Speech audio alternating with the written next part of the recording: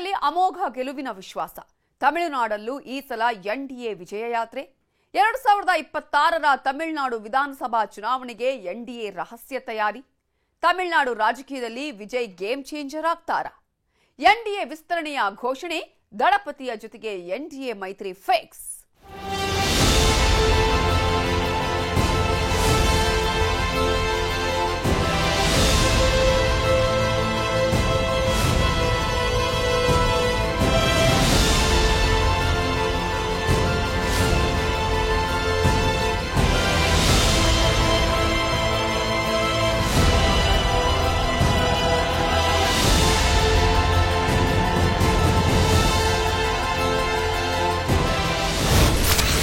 ಬಿಹಾರ ಬಳಿಕ ತಮಿಳುನಾಡಿಗೆ ಬಿಜೆಪಿಯ ಅಶ್ವಮೇಧ ಕುದುರೆ.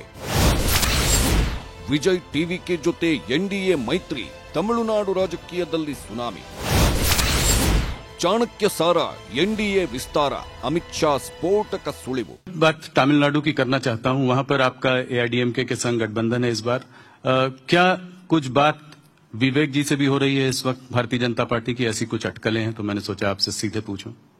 देखिए, जो भी फैसला हम करेंगे एनडीए के सभी घटक दल साथ में बैठकर करेंगे. ये बात निश्चित है, हम एनडीए को बड़ा करना चाहते हैं. तो आप डिनाई नहीं कर रहे हैं कि इससे बातचीत हो सकता है, चल भी रही हो? मैंने ये भी नहीं कहा कि बातचीत हो रही है. मैंने ये कहा है जो फैसला करेंगे वो एनडीए के घटक दल साथ में बैठकर करेंगे. कुछ जगहों पर यह भी खबर है कि कांग्रेस भी उनसे बात करने की कोशिश कर रही है. सभी लोग कर सकते हैं, इसमें क्या है.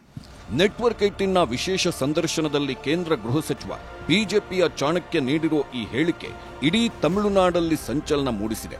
ಬಿಹಾರ ಚುನಾವಣಾ ಪ್ರಚಾರದ ಹೊತ್ತಲ್ಲೇ ವಿಜಯದ ನಗೆ ಬೀರುತ್ತಿರೋ ಅಮಿತ್ ಶಾ ಈಗಲೇ ಮುಂದಿನ ವರ್ಷ ನಡೆಯಲಿರೋ ತಮಿಳುನಾಡಿನತ್ತಲೂ ದೃಷ್ಟಿ ಹರಿಸಿದ್ದಾರೆ. ಮಾತ್ರವಲ್ಲ, ಬಿಜೆಪಿಯ ಅಶ್ವಮೇಧ ಕುದುರೆ ಬಿಹಾರದಿಂದ ನೇರ ತಮಿಳುನಾಡಿಗೆ ಬಂದಿಳಿಯಲಿದೆ ಅಂತಲೂ ಅಬ್ಬರಿಸಿದ್ದಾರೆ.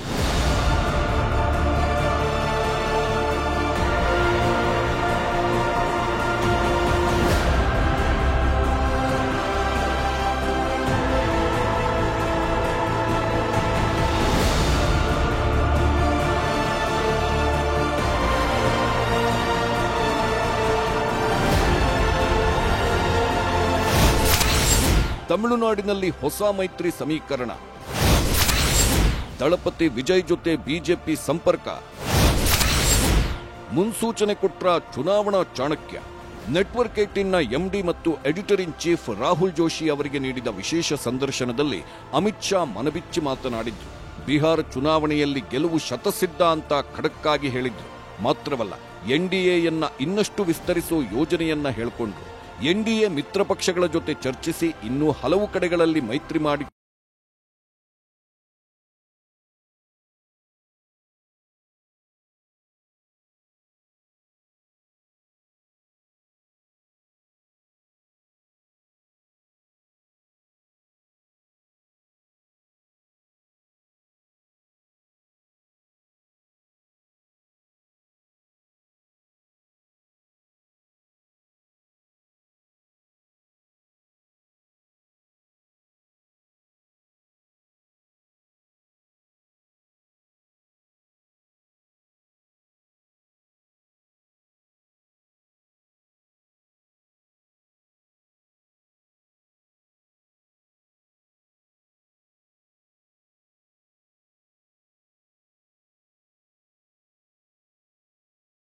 ವೆಟ್ರಿ ಕಳಗಂ. 2026ರ ಚುನಾವಣೆಯಲ್ಲಿ ತಮ್ಮದೇ ಗೆಲುವು. ದಳಪತಿಯೇ ಮುಂದಿನ ತಮಿಳುನಾಡು ಸಿಎಂ ಎಂದೆಲ್ಲ ಅಬ್ಬರಿಸ್ತಿರೋ ಇನ್ನೂ 2 ವರ್ಷ ತುಂಬದ ಪಕ್ಷ. ಬಿಜೆಪಿಯ ಚಾಣಕ್ಯನ ದೃಷ್ಟಿ ಈಗ ಅದೇ ದಳಪತಿಯತ್ತ ಬಿದ್ದಿದೆ. ವಿಜಯ್ ಜೊತೆ ಎನ್ಡಿಎ ಮೈತ್ರಿ ಮಾಡಿಕೊಳ್ಳುತ್ತಾ ಎಂಬ ಪ್ರಶ್ನೆಗೂ ಅಮಿತ್ ಶಾ ಸಕಾರಾತ್ಮಕವಾಗಿಯೇ ಉತ್ತರಿಸಿದ್ದಾರೆ. तमिलनाडु की करना चाहता हूं, वहां पर आपका एआईडीएमके के संग गठबंधन है इस बार. क्या कुछ बात विवेक जी से भी हो रही है इस वक्त भारतीय जनता पार्टी की? ऐसी कुछ अटकलें हैं तो मैंने सोचा आपसे सीधे पूछूं. देखिए, जो भी फैसला हम करेंगे एनडीए के सभी घटक दल साथ में बैठकर करेंगे. ये बात निश्चित है, हम एनडीए को बड़ा करना चाहते हैं. तो आप डिनाई नहीं कर रहे हैं कि इससे बातचीत हो सकता है, चल भी रही हो? मैंने ये भी नहीं कहा कि बातचीत हो रही है. मैंने ये कहा है जो फैसला करेंगे वो एनडीए के घटक दल साथ में बैठकर करेंगे. कुछ जगहों पर यह भी खबर है कि कांग्रेस भी उनसे बात करने की कोशिश कर रही है. सभी लोग कर सकते हैं, इसमें क्या है. ನಾವು ಎನ್ಡಿಎಯನ್ನ ಇನ್ನಷ್ಟು ವಿಸ್ತರಿಸುತ್ತೇವೆ, ಅಂದ್ರೆ ಇನ್ನಷ್ಟು ಮಿತ್ರ ಪಕ್ಷಗಳನ್ನ ಒಟ್ಟಿಗೆ ಸೇರಿಸುತ್ತೇವೆ ಅನ್ನೋದು ಪಕ್ಕಾ ಎಂದಿದ್ದಾರೆ ಅಮಿತ್ ಶಾ. ಹಾಗಾದ್ರೆ ತಮಿಳುನಾಡಿನಲ್ಲಿ ದಳಪತಿ ವಿಜಯ್ ಅವರ ಟಿವಿಕೆಯ ಜೊತೆಗೂ ಮೈತ್ರಿ ಮಾಡಿಕೊಳ್ತೀರಾ ಎಂಬ ಪ್ರಶ್ನೆಗೆ ಅವರ ಜೊತೆ ಮಾತುಕತೆ ಮಾಡಿಲ್ಲ ಅಂತ ಹೇಳ್ತಿಲ್ಲ, ಆದ್ರೆ ಎನ್ಡಿಎಯ ಮಿತ್ರ ಪಕ್ಷಗಳ ಜೊತೆ ಚರ್ಚಿಸಿ ಮುಂದಿನ ನಿರ್ಧಾರ ತಿಳಿಸ್ತೀವಿ ಅಂತಲೂ ಹೇಳಿದ್ರು. ಅಲ್ಲಿಗೆ ವಿಜಯ್ ಜೊತೆಗೂ ಮೈತ್ರಿಯ ವಿಚಾರ ಮುಕ್ತವಾಗಿದೆ ಎಂಬ ಸಂದೇಶ ಕೊಟ್ಟರು ಅಮಿತ್ ಶಾ. ತಮಿಳುನಾಡು ಜನರಿಗೆ ಆರಾಧ್ಯ ದೈವ ಈ ವಿಜಯ್. ದೇವರಿಗೆ ಕೈ ಮುಗಿತಾರೋ ಇಲ್ವೋ, ಆದ್ರೆ ತಮ್ಮ ನೆಚ್ಚಿನ ನಟನಿಗೆ ಜೈಕಾರ ಹಾಕೋದನ್ನ ಮಾತ್ರ ನಿಲ್ಲಿಸಲ್ಲ. ವಿಜಯ್ ನಟನಾಗಿ ಮಾತ್ರ ಜನರನ್ನ ಮೆಚ್ಚಿಸಿಲ್ಲ, ತಮ್ಮ ಸಾಮಾಜಿಕ ಕಾರ್ಯಗಳಿಂದಲೂ ಜನಮನ್ನಣೆ ಗಳಿಸಿದ್ದಾರೆ. ತಮ್ಮನ್ನ ಆರಾಧಿಸೋ ಜನರು ತಮ್ಮನ್ನ ಗೆಲ್ಲಿಸಿಕೊಂಡು ಬರ್ತಾರೆ ಅನ್ನೋ ಅಚಲ ನಂಬಿಕೆಯಲ್ಲಿ ಕಳೆದ ವರ್ಷ ರಾಜಕೀಯ ಪಕ್ಷವನ್ನು ಸ್ಥಾಪನೆ ಮಾಡಿರೋ ಇಳೆಯ ದಳಪತಿ ವಿಜಯ್ ಈಗ ತಮಿಳುನಾಡಿನ ರಾಜಕಾರಣದಲ್ಲೀಗ ಅನಿವಾರ್ಯವಾಗಿ ಬಿಟ್ಟಿದ್ದಾರೆ. ಅವರ ಸಖ್ಯಕ್ಕಾಗಿ ಎನ್ಡಿಎ ಮತ್ತು ಇಂಡಿಯಾ ಒಕ್ಕೂಟಗಳು ಹಾತೊರೆಯುತ್ತಿವೆ. ಇದೇ ಹೊತ್ತಲ್ಲಿ ಬಿಜೆಪಿಯ ಚಾಣಕ್ಯನ ಈ ಮಾತು ತಮಿಳುನಾಡಿನಲ್ಲಿ ಹೊಸ ಸಂಚಲನ ಮೂಡಿಸಿದೆ. ದಳಪತಿ ವಿಜಯ್ ಜೊತೆಗೂ ಸಖ್ಯದ ಮಾತುಗಳನ್ನಾಡಿದ್ದಾರೆ. ಮಿತ್ರ ಪಕ್ಷಗಳು ಒಪ್ಪಿದ್ರೆ ವಿಜಯ್ ಜೊತೆ ಮೈತ್ರಿಗೂ ಸಿದ್ಧ ಅಂತಲೂ ಹೇಳಿದ್ದಾರೆ. बात तमिलनाडु की करना चाहता हूं, वहां पर आपका एआईडीएमके के संग गठबंधन है इस बार। क्या कुछ बात विवेक जी से भी हो रही है इस वक्त भारतीय जनता पार्टी की, ऐसी कुछ अटकलें हैं? तो मैंने सोचा आपसे सीधे पूछूं। देखिए, जो भी फैसला हम करेंगे एनडीए के सभी घटक दल साथ में बैठकर करेंगे। ये बात निश्चित है, हम एनडीए को बड़ा करना चाहते हैं। तो आप डिनाई नहीं कर रहे हैं कि इससे बातचीत हो सकता है, चल भी रही हो? मैंने ये भी नहीं कहा कि बातचीत हो रही है, मैंने ये कहा है जो फैसला करेंगे वो एनडीए के घटक दल साथ में बैठकर करेंगे। ಯಾರ ಜೊತೆಗೂ ಮೈತ್ರಿ ಇಲ್ಲ ಎಂದಿದ್ರು ವಿಜಯ್. ಈಗ ನಿಲುವು ಬದಲಿಸಿಕೊಂಡ್ರ ದಳಪತಿ ವಿಜಯ್. ಕಾಲ್ತುಳಿತ ಕೇಸ್ ಬಳಿಕ ಎನ್ಡಿಎ ಜೊತೆ ಮೈತ್ರಿಗೆ ಒಲವು. ಹೌದು, ಕೆಲ ತಿಂಗಳ ಹಿಂದೆ ತಾನು ತಮಿಳುನಾಡಿನಲ್ಲಿ ಯಾರ ಜೊತೆಗೂ ಮೈತ್ರಿ ಮಾಡಿಕೊಳ್ಳಲ್ಲ ಎಂದಿದ್ರು ವಿಜಯ್. ಮಧುರೈನಲ್ಲಿ ನಡೆದ ಅದ್ಧೂರಿ ಸಮಾವೇಶದಲ್ಲಿ ಹಾಗಂತ ವಿಜಯ್ ಗುಡುಗಿದ್ರು. 2026ರ ಚುನಾವಣೆಯಲ್ಲಿ ಏನಿದ್ರು ಟಿವಿಕೆ ವರ್ಸಸ್ ಡಿಎಂಕೆ ಮಾತ್ರ ಎಂದಿದ್ರು. ಡಿಎಂಕೆಯನ್ನ ಸಮರ್ಥವಾಗಿ ಎದುರಿಸೋದು ನಾವು ಮಾತ್ರ ಅಂತ ಗುಡುಗಿದ್ರು. அடுத்த வருஷம் இதுவரைக்கும் தமிழ்நாடு சந்திக்காத ஒரு வித்தியாசமான ஒரு தேர்தலை சந்திக்கும். ரெண்டே ரெண்டு பேருக்கு நடுவுல தான் போட்டியே. ஒன்னு டிவிகே, இன்னொன்னு டிஎம்கே. ಕಾನ್ಫಿಡೆಂಟ್ ಆಗಿ ನಲ್ಲದೇ ನಡಕಂ, ವೆಟ್ಟಿ ನಿಶ್ಚಯಂ. ಸದ್ಯದ ಪರಿಸ್ಥಿತಿ ನೋಡಿದ್ರೆ ತಮಿಳುನಾಡಿನಲ್ಲಿ ರಾಜಕೀಯ ಸಮೀಕರಣಗಳು ಬದಲಾದಂತೆ ಕಂಡುಬರುತ್ತಿದೆ. ಕಾಲ್ತುಳಿತ ಪ್ರಕರಣ ನಂತರ ವಿಜಯ್ ದಳಪತಿ ಲೆಕ್ಕಾಚಾರವನ್ನೇ ಬದಲಿಸಿಕೊಂಡಂತೆ ಕಾಣಿಸ್ತಿದ್ದಾರೆ. ಕೆಲ ತಿಂಗಳ ಹಿಂದೆ ಯಾರ ಜೊತೆಗೂ ಮೈತ್ರಿ ಇಲ್ಲ, ನಮ್ಮದೇನಿದ್ರೂ ಏಕಾಂಗಿ ಸ್ಪರ್ಧೆ ಅಂತಿದ್ದ ವಿಜಯ್ ಕಾಲ್ತುಳಿತ ಪ್ರಕರಣದ ಬಳಿಕ ನಿಲುವು ಬದಲಿಸಿದ್ದಾರೆ. ಎನ್ಡಿಎ ಜೊತೆ ಮೈತ್ರಿಗೆ ಟಿವಿಕೆ ಪಕ್ಷದ ಅಧ್ಯಕ್ಷ ವಿಜಯ್ ಮುಂದಾದಂತೆ ಕಾಣಿಸ್ತಿದ್ದಾರೆ. ಕಾಲ್ತುಳಿತ ಪ್ರಕರಣವನ್ನ ಸಿಬಿಐಗೆ ವಹಿಸಲು ಬಿಜೆಪಿ ವಿಜಯ್ಗೆ ಬೆಂಬಲ ನೀಡಿತ್ತು. ಈ ಕಾರಣಕ್ಕೆ ಬಿಜೆಪಿ ನಾಯಕರಿಗೆ ವಿಜಯ್ ಧನ್ಯವಾದವನ್ನೂ ತಿಳಿಸಿದ್ರು. ಸದ್ಯ ತಮಿಳುನಾಡಿನಲ್ಲಿ ವಿಜಯ್ಗೆ ಭಾರೀ ಬೆಂಬಲ ಸಿಗ್ತಿದೆ. ಆದ್ರೆ ಕಾಲ್ತುಳಿತ ಪ್ರಕರಣದಿಂದ ವಿಜಯ್ ಪಕ್ಷಕ್ಕೆ ಹಿನ್ನಡೆಯಾಗಿತ್ತು.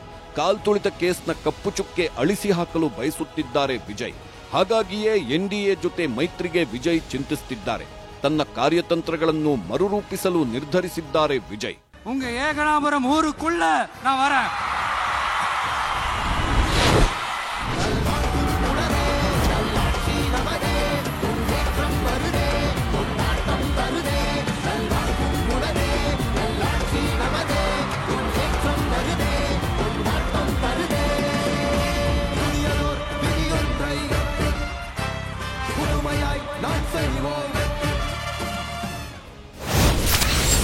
ಅಲ್ಪ ಸಮಯದಲ್ಲೇ ಫೀನಿಕ್ಸ್ನಂತೆ ಎದ್ದು ಬಂದಿತ್ತು ಟಿವಿಕೆ. ಒಂದು ಪ್ರಾದೇಶಿಕ ಪಕ್ಷ ಸ್ಥಾಪನೆಯಾಗಿ ಆ ಪಕ್ಷ ಒಂದು ರಾಜ್ಯದಲ್ಲಿ ಅಧಿಕಾರಕ್ಕೆ ಬರಬೇಕು ಅಂದ್ರೆ ಸಾಕಷ್ಟು ವರ್ಷಗಳೇ ಹಿಡಿಯುತ್ತೆ. ಅದಕ್ಕೆ ಸಾಕಷ್ಟು ಪಕ್ಷಗಳು ಯಾವುದೋ ಒಂದು ಪಕ್ಷದ ಜೊತೆ ಮೈತ್ರಿ ಮಾಡಿಕೊಳ್ಳುತ್ತೆ ಅಥವಾ ಹೊಂದಾಣಿಕೆ ಮಾಡಿಕೊಂಡು ಚುನಾವಣೆಗಳಲ್ಲಿ ಸ್ಪರ್ಧೆ ಮಾಡುತ್ತೆ. ತಮಿಳುನಾಡಿನಲ್ಲಿ ಕಮಲ್ ಹಾಸನ್ರಂತಹ ದೊಡ್ಡ ನಟ ಸ್ಥಾಪನೆ ಮಾಡಿದ ಪಕ್ಷವೇ ಕಳೆದ ಬಾರಿ ಚುನಾವಣೆಯಲ್ಲಿ ಡಿಎಂಕೆ ಪಕ್ಷದ ಜೊತೆ ಸೇರ್ಕೊಂಡಿತ್ತು. ಇನ್ನು ಆಂಧ್ರದಲ್ಲಿ ಪವನ್ ಕಲ್ಯಾಣ್ ಪ್ರತಿ ಚುನಾವಣೆಯಲ್ಲಿ ಯಾರೋ ಒಬ್ಬರ ಜೊತೆ ಮೈತ್ರಿ ಮಾಡಿಕೊಂಡೇ ಚುನಾವಣೆಗಳನ್ನ ಎದುರಿಸ್ತಾ ಇದ್ದಾರೆ. ಆದರೆ ಕಳೆದ ವರ್ಷ ಫೆಬ್ರವರಿಯಲ್ಲಿ ಟಿವಿಕೆ ಪಕ್ಷವನ್ನ ಸ್ಥಾಪನೆ ಮಾಡಿರೋ ವಿಜಯ್ ಮುಂದಿನ ತಮಿಳುನಾಡು ವಿಧಾನಸಭೆ ಚುನಾವಣೆಯಲ್ಲಿ ಗೆಲುವಿನ ವಿಶ್ವಾಸದಲ್ಲಿದ್ದಾರೆ. உங்க அண்ணன் உங்க தம்பி, உங்க தோழன், உங்க விஜய் களத்துக்கு வந்துட்டா. ஒவ்வொரு வீட்டில் இருக்கிற ஒரு மகனா, அண்ணனா, தம்பியா, தோழனா, உங்கள ஒருத்தனா, உறவா, நட்பா, நான் வரேன். எதிர்காலம் வரும், என் கடமை வரும், இந்த கூட்டத்தின் ஆட்டத்தை ஒழிப்பேன். ಎಸ್, ಕೆಲ ತಿಂಗಳ ಹಿಂದೆ ತಮಿಳುನಾಡಿನಲ್ಲಿ ವಿಜಯ್ ಅವರ ಟಿವಿಕೆ ಪಕ್ಷ ಎಲ್ಲರೂ ಶಾಕ್ ಆಗುವಂತಹ ನಿರ್ಧಾರವನ್ನ ಕೈಗೊಂಡಿತ್ತು. ಸೋಲು ಗೆಲುವಿನ ಬಗ್ಗೆ ತಲೆಕೆಡಿಸಿಕೊಳ್ಳದೆ 2026ರ ಚುನಾವಣೆಯಲ್ಲಿ ಏಕಾಂಗಿಯಾಗಿ ಸ್ಪರ್ಧೆ ಮಾಡಲು ತೀರ್ಮಾನಿಸಿತ್ತು. ತಮಿಳುನಾಡಿನಲ್ಲಿ ಇರೋ ಎಲ್ಲಾ ಕ್ಷೇತ್ರಗಳಲ್ಲೂ ತಮ್ಮ ಅಭ್ಯರ್ಥಿಗಳನ್ನ ನಿಲ್ಲಿಸುವ ಅತಿ ದೊಡ್ಡ ನಿರ್ಧಾರವನ್ನ ಕೈಗೊಂಡಿತ್ತು. ಚುನಾವಣೆಗೆ ಇನ್ನೂ ಸಮಯ ಇರೋದ್ರಿಂದ ಎಲ್ಲಾ ಕ್ಷೇತ್ರಗಳಲ್ಲೂ ಸಭೆ ಮಾಡಿ ಅಭ್ಯರ್ಥಿಗಳನ್ನ ರೆಡಿ ಮಾಡಲು ವಿಜಯ್ ಪಕ್ಷ ತೀರ್ಮಾನಿಸಿತ್ತು. என் நெஞ்சில் குடியிருக்கும் என்னுடைய தோழர்களுக்கும் தோழிகளுக்கும் என்னுடைய வணக்கம், வணக்கம், வணக்கம்.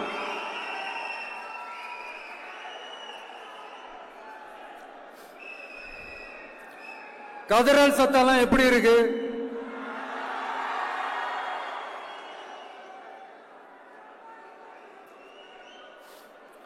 தமிழுக்கு அமுதென்று பேர், அந்த தமிழ் இன்ப தமிழங்கள் உயிருக்கு நீர். இன்னைக்கு தமிழ்நாடு இருக்கிற சூழல்ல நாம் ஒரு புதிய வரலாற்றை படைப்பதற்கு தயாராக வேண்டிய அவசியத்தை நீங்க எல்லாருமே நல்லா புரிஞ்சு வச்சிட்டு இருப்பீங்கன்னு நான் நம்புறேன். அரசியல்னா என்னங்க? ஒவ்வொரு குடும்பமும் நல்லா வாழணும்னு நினைக்கிறது அரசியலா? இல்ல ஒரே ஒரு குடும்பம் மட்டும் தமிழ்நாட்டை சொரண்டி நல்லா வாழணும்னு நினைக்கிறது அரசியலா? நீங்களே சொல்லுங்க, எது அரசியல்? எல்லாருக்கும் நல்லது நடக்கிறது தானே அரசியல். அதுதான் நம்ம அரசியலும். ಸೂಪರ್ ಸ್ಟಾರ್ ರಜನಿಕಾಂತ್ ಅವರ ರೀತಿ ರಾಜಕೀಯ ಪಕ್ಷ ಕಟ್ಟಿ ನಂತರ ರಾಜಕೀಯದಿಂದ ಹಿಂದೆ ಸರಿಯಲಿಲ್ಲ. ಕಮಲ್ ಹಾಸನ್ ಅವರ ರೀತಿ ನಾಮಕಾವಾಸ್ತೆ ಪಕ್ಷ ಕಟ್ಟಿ ಬೇರೆ ಪಕ್ಷಗಳ ಜೊತೆ ಹೋಗಲಿಲ್ಲ. ಪಕ್ಕಾ ಪ್ಲಾನ್ ಮಾಡಿ ಬಲವಾಗಿ ಪಕ್ಷ ಕಟ್ಟಿ ಹೋರಾಟಕ್ಕೆ ಧುಮುಕಿರೋ ವಿಜಯ್ ದೊಡ್ಡ ದೊಡ್ಡ ಸಭೆ ಸಮಾವೇಶಗಳನ್ನೇ ಮಾಡುತ್ತಾ ಇದ್ದಾರೆ. ಎಲ್ಲಾ ಕಡೆಯೂ ಅಧಿಕಾರದಲ್ಲಿರುವ ಪಕ್ಷ ಡಿಎಂಕೆಯನ್ನ ತರಾಟೆಗೆ ತೆಗೆದುಕೊಳ್ತಾ ಇದ್ದಾರೆ. ಡಿಎಂಕೆ ಸರ್ಕಾರದಿಂದ ಜನರಿಗೆ ಅನ್ಯಾಯವಾಗ್ತಾ ಇದೆ. ಅಧಿಕಾರ ಕೊಟ್ಟ ಜನರಿಗೆ ಸ್ಟಾಲಿನ್ ದ್ರೋಹ ಮಾಡುತ್ತಾ ಇದ್ದಾರೆ. ರಾಜ್ಯದಲ್ಲಿ ಅವರಿಂದ ಅಭಿವೃದ್ಧಿ ಮಾಡಲು ಆಗ್ತಾ ಇಲ್ಲ ಅಂತ ಸ್ಟಾಲಿನ್ ಸರ್ಕಾರವನ್ನ ತರಾಟೆಗೆ ತೆಗೆದುಕೊಳ್ತಾ ಇದ್ದಾರೆ. ஆட்சிக்கு திராவிட மாடல்னு தினம் தினம் மக்கள் பிரச்சனைகளை மடைமாற்றி மக்கள் விரோத ஆட்சியை மன்னராட்சி போன்று நடத்துற இவங்க நமக்கு எதிராக இவங்க பண்ற செயல்கள் ஒன்னா ரெண்டாங்க. மாநாட்டில் ஆரம்பிச்சதுங்க. மாநாட்டில் ஆரம்பிச்சு அதுக்கப்புறமா நான் கலந்துகிட்ட அந்த புத்தக வெளியீட்டு விழா, நான் பறந்துரு போன அன்னைக்கு நம்மளுடைய 2ஆம் ஆண்டு துவக்க விழா அன்னைக்கெல்லாம் சிட்டிக்குள்ள எந்த ஹாலும் எந்த கல்யாண மண்டபம் கொடுத்துடக்கூடாதுன்னு அங்க போய் மகாபலிபுரத்துல போய் அந்த ஃபங்க்ஷனை பண்றோம். ஏன் இன்னைக்கு பொதுக்குழு வரைக்கும் எங்கெல்லாம் எப்படியெல்லாம் தடைகள். ಇನ್ನು 6 ತಿಂಗಳಲ್ಲಿ ತಮಿಳುನಾಡಲ್ಲಿ ಎಲೆಕ್ಷನ್. ಪಕ್ಷಗಳ ಪೂರ್ವ ತಯಾರಿ, ಮೈತ್ರಿ ಲೆಕ್ಕಾಚಾರ ಜೋರು. ಜಾತಿ ಆಧಾರಿತ ಚುನಾವಣೆ ಮತ್ತು ಜಿದ್ದಾಜಿದ್ದಿನ ರಾಜಕೀಯಕ್ಕೆ ಹೆಸರಾದ ತಮಿಳುನಾಡಿನಲ್ಲಿ ಮುಂದಿನ ವರ್ಷ ಚುನಾವಣೆ ನಡೆಯಲಿದೆ.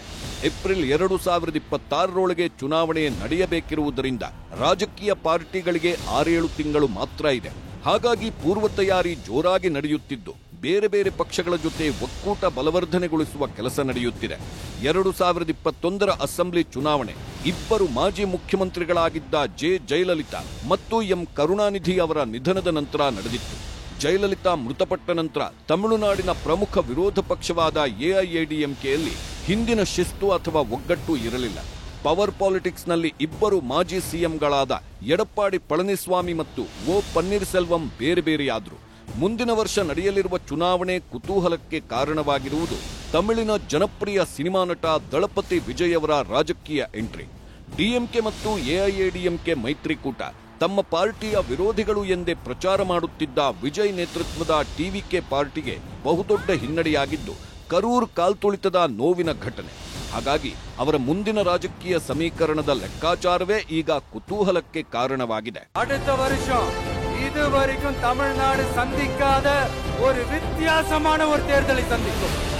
2 பேருக்கு நடுவுல தான் போட்டியே. ஒன்னு டிவிகே, இன்னொன்னு டிஎம்கே. கான்பிடண்டா இருங்க, நல்லதே நடக்கும், வெற்றி நிச்சயம்.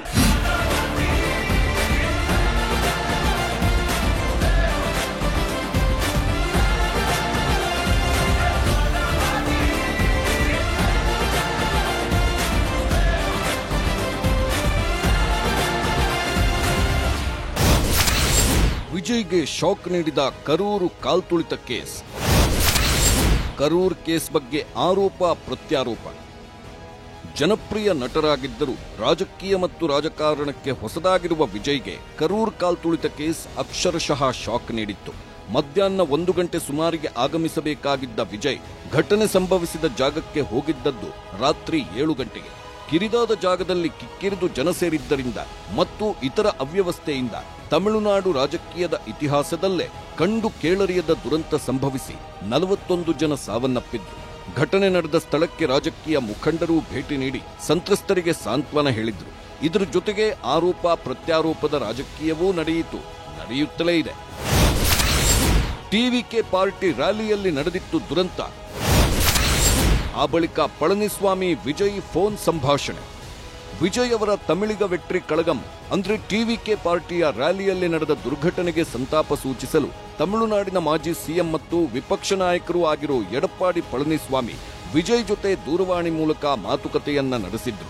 ಸಂತಾಪದ ಜೊತೆಗೆ ರಾಜಕೀಯ ಸಂಬಂಧಿತ ಮಾತುಕತೆಗಳು ನಡೆದವು ಅನ್ನೋದು ತಮಿಳುನಾಡು ರಾಜಕೀಯದಲ್ಲಿ ಭರ್ಜರಿ ಸದ್ದು ಮಾಡಿತ್ತು.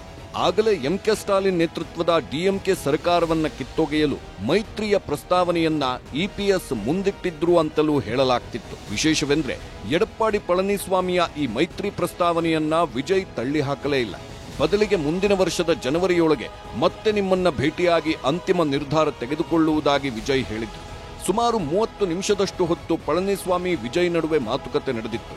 ಜೊತೆಗೆ ವಿಜಯ್ ಅವರ ಹೊಸ ಪಾರ್ಟಿಗೆ ಎಐಎಡಿಎಂಕೆ ಬೆಂಬಲವನ್ನೂ ಸೂಚಿಸಿತ್ತು. ಆಗಲೇ ಅಮಿತ್ ಶಾಗೆ ಪಳನಿಸ್ವಾಮಿ ಮಾಹಿತಿ.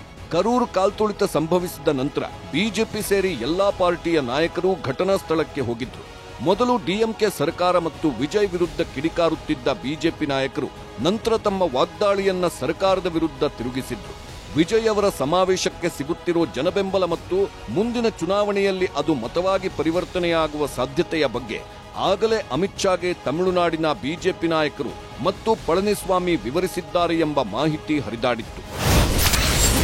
ಎಂಜಿಆರ್ ಜಯ ಸಿದ್ಧಾಂತ ನಂಬೋ ಕಾರ್ಯಕರ್ತರು. ವಿಜಯ್ ಅವರು ಟಿವಿಕೆ ಪಾರ್ಟಿಯನ್ನ ಸ್ಥಾಪಿಸಿದ ಸಂದರ್ಭದಲ್ಲಿ ಡಿಎಂಕೆ ಪಕ್ಷವನ್ನ ತಮ್ಮ ರಾಜಕೀಯ ಎದುರಾಳಿ ಎಂದು ಗುರುತಿಸಿಕೊಂಡಿದ್ರು. ಅದೇ ರೀತಿ ಬಿಜೆಪಿಯನ್ನು ತಮ್ಮ ಸೈದ್ಧಾಂತಿಕ ವಿರೋಧಿ ಎಂದು ಘೋಷಿಸಿದ್ದರು. ಮೊದಮೊದಲು ಬಿಜೆಪಿ ಜೊತೆ ಎಐಎಡಿಎಂಕೆ ಮೈತ್ರಿ ಮಾಡಿಕೊಂಡಿದ್ದನ್ನ ವಿಜಯ್ ಪ್ರಶ್ನಿಸಿದ್ರು. ಆದರೆ ವಿಜಯ್ ಮತ್ತು ಅವರ ಪಾರ್ಟಿಯ ನಾಯಕರು ಕಾರ್ಯಕರ್ತರು ಎಐಎಡಿಎಂಕೆ ಪಾರ್ಟಿಯನ್ನ ಹೆಚ್ಚಾಗಿ ಟೀಕಿಸುತ್ತಿಲ್ಲ. ಯಾಕಂದ್ರೆ ಅವರೆಲ್ಲ ಎಂಜಿ ರಾಮಚಂದ್ರನ್ ಮತ್ತು ಜಯಲಲಿತಾ ಅವರ ಸಿದ್ಧಾಂತವನ್ನ ನಂಬುವವರು. ಟಿವಿಕೆಗೆ ಸದ್ಯ ಬಿಜೆಪಿ ಸಖ್ಯ ಅನಿವಾರ್ಯ. ತಮಿಳುನಾಡಿನ ಸದ್ಯದ ರಾಜಕೀಯ ಪ್ರಕಾರ ಕರೂರ್ ದುರಂತದ ನಂತರ ವಿಜಯ್ಗೆ ಮಿತ್ರ ಪಕ್ಷದ ಅವಶ್ಯಕತೆ ಇದೆ.